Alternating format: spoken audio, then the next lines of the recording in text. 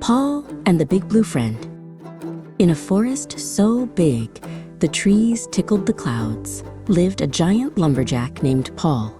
He was taller than the tallest pine tree and stronger than a whole river. With one big swing of his axe, swoosh, a great tree would fall, thump. Paul loved his forest home, but sometimes, when the sun went to sleep and the moon woke up, he felt a little bit lonely. It would be nice to have a friend to share my flapjacks with, he would sigh to the stars.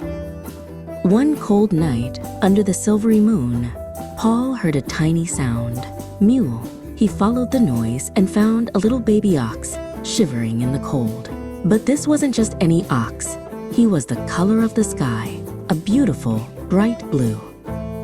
Paul took the little blue ox home and wrapped him in his coziest blanket.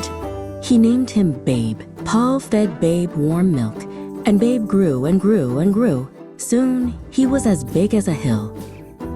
Paul and Babe were the best friends in the whole wide world. They played hide and seek among the giant trees. Paul would hide behind a mountain, and Babe would pretend he couldn't see him. They were also the best work buddies. When Paul chopped down trees to build new homes for the forest animals, Babe would help carry them. He could carry a whole forest on his strong back. One summer, the sun was very, very hot. The rivers became sleepy little streams, and the land was dry and thirsty. All the little animals looked sad. "Oh dear," said Paul, wiping his brow. "Everyone is thirsty." Paul looked at his big blue friend. "Babe," he said with a smile, "I think your voice can help." Paul gave Babe a big, friendly pat. "Can you give us your happiest, loudest bellow?" Babe took a deep, deep breath. He thought about his best friend Paul and all the fun they had. Then he let out a giant happy moo.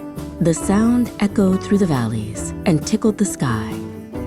Just then, big fluffy clouds gathered above. Pitter-patter, pitter-patter. Rain began to fall. It filled the rivers and made big, splashy puddles. Paul and Babe danced in the wonderful rain, happy that they could always help their friends.